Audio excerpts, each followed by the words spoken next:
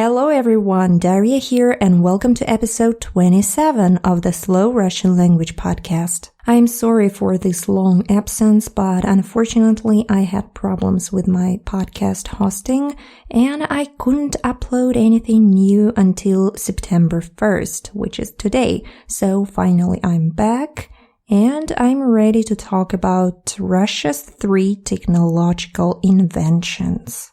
Last time I said that everything Russia ever produced was bad, and actually since then I've been feeling kind of guilty for that, because it's not 100% true, because when it comes to something big like space, aircraft, or military stuff, Russia is pretty badass.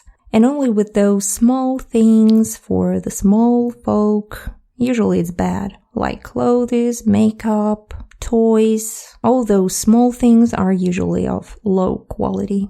So anyways, I wanted to show that Russia contributed a lot in world's science and world's development. And today I've picked 3 Russia's technological inventions. Of course, there are hundreds of them, but I just don't have enough time for all of them, so just 3. And as usual, first comes the text, and then I'll translate it sentence by sentence and explain interesting vocabulary. So stay with me till the end. Here comes the text. 3 русских технических изобретения. Российские изобретатели внесли большой вклад в развитие мировой научной мысли. Давайте поговорим о некоторых изобретениях, которые стали частью современной жизни. 1. Гусеничные машины. В 1877 году русский крестьянин и изобретатель-самоучка Фёдор Блинов создал машину, которая перемещалась на гусеницах. Это изобретение дало зеленый свет на производство тракторов и впоследствии танков. 2.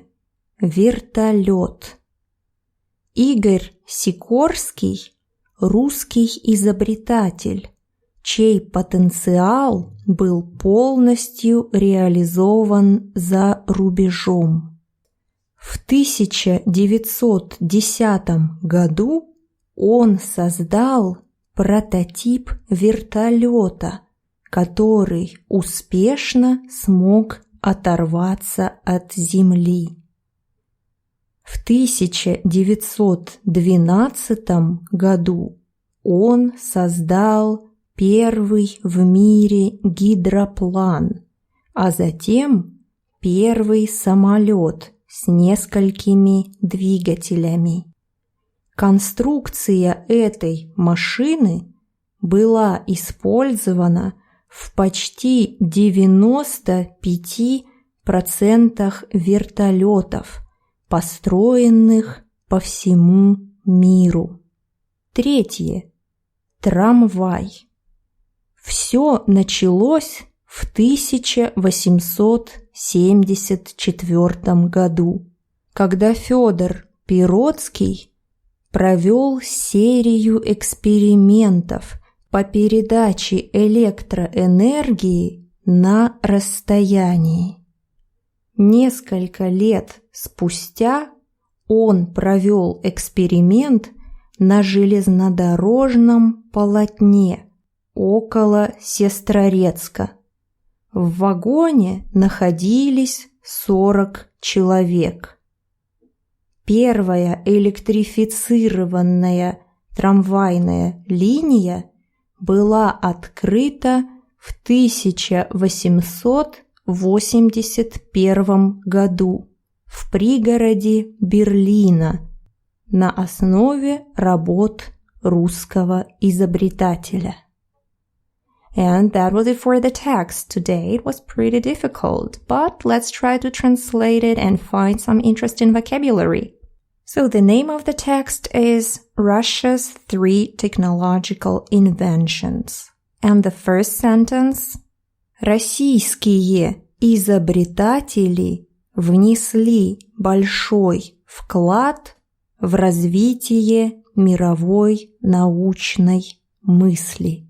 Russian inventors have contributed generously to the development of global scientific thought. Here you see the phrase «внести большой вклад». The word «вклад» itself can be translated as a contribution and also as an investment. For example, the phrase «сделать вклад» usually is associated with money. When you put some money to your bank account, сделать вклад в банк. But if you hear the phrase like here, внести вклад, usually it's about some work. When you contribute some hard work to some project maybe or for some company. For example, someone's been working for some company for 10 years and then everyone gathers together and they congratulate that person and some boss is making a big speech and he says, "We appreciate your contribution to our company." Мы ценим ваш вклад в нашу компанию. So someone contributed his work. Кто-то сделал большой вклад. Okay, the next sentence. Давайте поговорим о некоторых изобретениях, которые стали частью современной жизни. Let's talk about some inventions that became part of the modern life. So you see, изобретение, inventions. So the verb is изобретать, to invent. And the person who invents something is inventor, изобретатель. Русский изобретатель, Russian inventor. So the first thing was Гусеничные машины, caterpillar tracks, track assembly. You see this word caterpillar is гусеница in Russian, and the same as in English, it's an insect, caterpillar, and also that kind of machine, like tractor or tank, caterpillar tracks. So, how it all happened in Russia. В 1877 году русский крестьянин и изобретатель-самоучка Фёдор Блинов создал машину, которая перемещалась на гусеницах. In 1877, Russian peasant and self-taught inventor Фёдор Блинов created a wagon that moved on caterpillars. Here we see an interesting word самоучка, самоучка. It comes from 2 words, учиться самому. It means to teach yourself something. Сам учится. Usually it means that the person never studied anything in some institution like college, but maybe he or she read lots of books and finally they got some knowledge. So in Russian it's самоучка. For example, one of the most famous Russian scientists of the 18th century and the founder of Moscow State University, Mikhail Lomonosov, he was самоучка, self-taught, so he never went to college. And the same with this Фёдор Блинов, who invented caterpillar. And of course, as almost all the inventions, this one is controversial because in other countries, I know in France and in Germany, They think that their people invented caterpillars. But in Russia it's Фёдор Блинов. Okay, the next sentence. Это изобретение дало зеленый свет на производство тракторов и впоследствии танков. This invention gave the green light to production of tractors and subsequently of tanks. Subsequently. I'm not sure if I'm pronouncing it correctly. So in Russian it's впоследствии. But first let's talk about this phrase giving the green light. Дать зеленый свет. It means to allow something, to help something happening. For example, the law that allows gay marriage, you can say this law gave the green light to gay couples. Этот закон дал зеленый свет гей-парам. Not in Russia, of course, because as you know, Russia is considered as one of the worst, and actually I think it's the worst country for gays.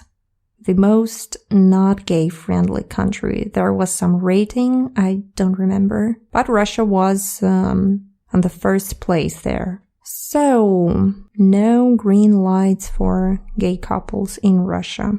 What's next? Next, in the same sentence, we have the word впоследствии, meaning subsequently. For example, you were doing something and then later something else happened. Maybe you've been studying to be a lawyer and finally you became a lawyer. Like here. Я 10 лет учился и впоследствии стал юристом. So finally became a lawyer. Okay, we're moving on. And the next invention is helicopter. Вертолёт. And this is an interesting word. It comes from летать and вертеть, to roll and to fly. So I guess everyone imagines how the helicopter looks like. So in Russian it's вертолёт.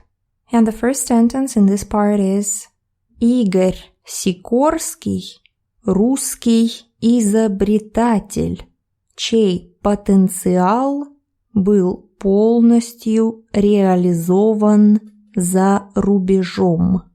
Igor Sikorsky was Russian inventor whose potential was fully realized abroad. We already talked about the word за рубежом, which means abroad, за границей, в другой стране.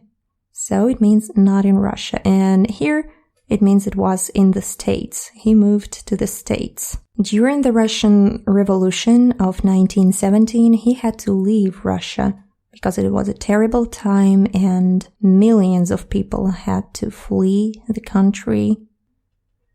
So, the next sentence. В 1910 году он создал прототип вертолета, который успешно смог оторваться от земли. In 1910, he created the prototype of a helicopter which successfully got off the ground.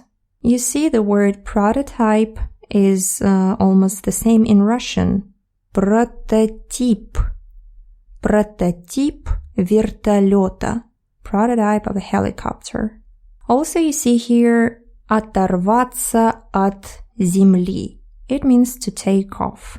Usually when something is starting to fly, is taken off, we use this verb оторваться. Оторваться от земли means to take off. For example, the plane. Самолет оторвался от земли. Самолет взлетел.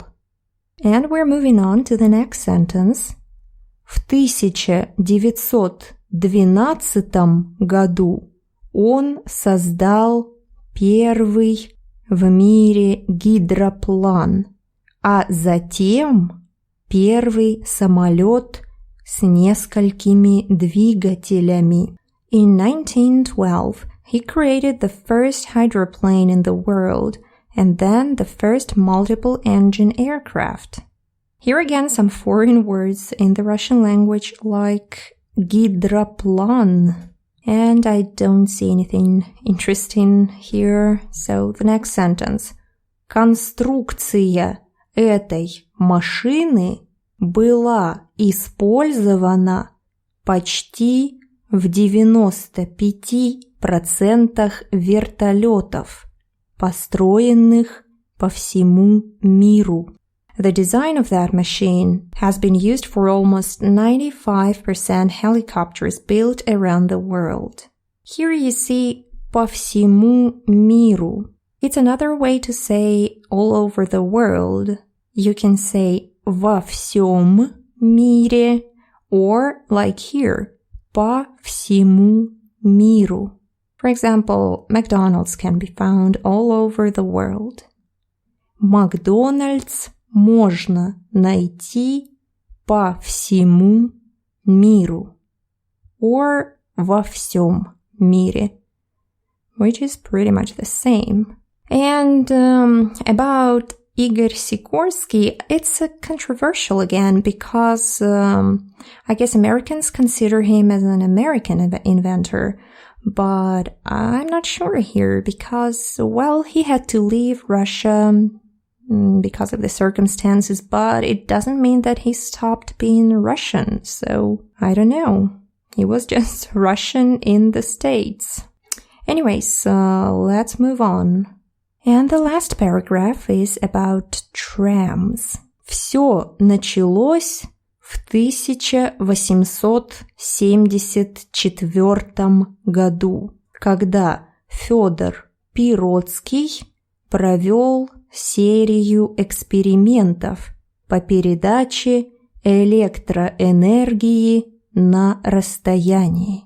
It all started in 1874 when Fёdor Pироцкий conducted a slew of experiments on transmitting electricity over a distance.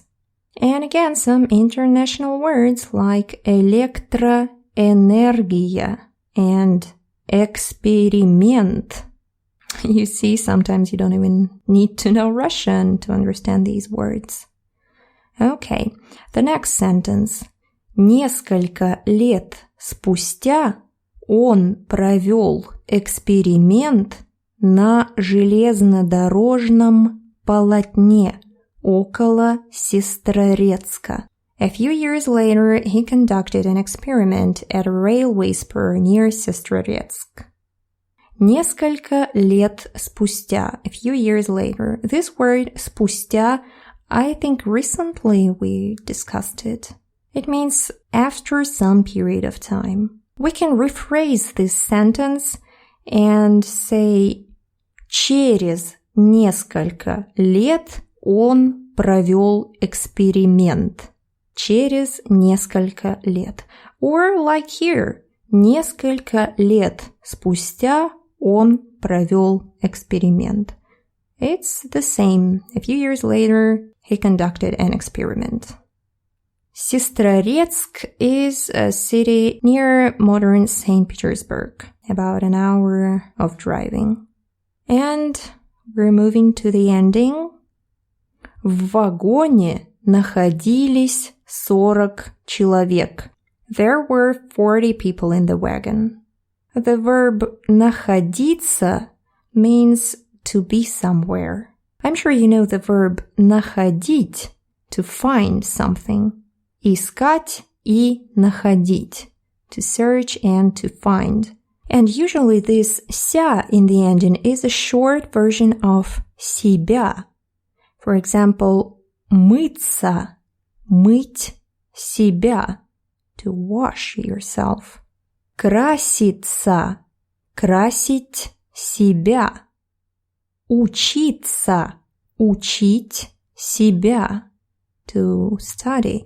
And that's why one of the most common mistakes in Russian when people say убираться в квартире, to clean the apartment, because it means убирать себя, which is not correct, of course. So you can't say убираться. You only can say убирать. Убирать в квартире. But I guess 80% of the Russian people make this mistake all the time. So here, I'm sorry, got a little sidetracked. Находиться, to be somewhere. So in that wagon, there were 40 people. Находились 40 человек. And the last sentence of this text. Первая электрифицированная, oh my goodness, трамвайная линия была открыта в 1881 году в пригороде Берлина на основе работ русского изобретателя. The first electrified tram line was opened in 1881 in a Berlin suburb on the basis of designs by the Russian inventor. And this part is controversial again because Germans think that they invented those electrically powered railway wagons. And what here? The word пригород. I'm sure you know the word город, city, town, and пригород is some small town near the big city. Like in Moscow, there are several towns around, like Химки, Щелково, Королёв, and near Berlin too. I remember Oranienburg, where that concentration camp was located, the Sachsenhausen. What else? Potsdam, with that famous palace. Very beautiful place there. So in some Berlin suburb, there was a first tram line in the 19th century. And the Russian inventor invented it. Okay, that was it for the vocabulary section. Now I'm thinking of making maybe a series of this topic. So let me know if you like it or not. Maybe you want to learn more about some Russian inventions. And what else? What else to say today? I'm still working on my membership section for my website, and I planned to open it today actually, but unfortunately I have no enough time because now I'm taking another course in the Moscow State University, some extras of Russian phonetics. And by the way, check out some of my new videos on YouTube about the Russian pronunciation. I made some videos about Russian sh, ch, and something else, y.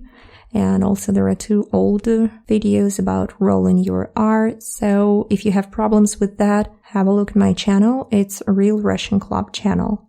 I'll put the link in the show notes as usual. And I guess that's it. That's it.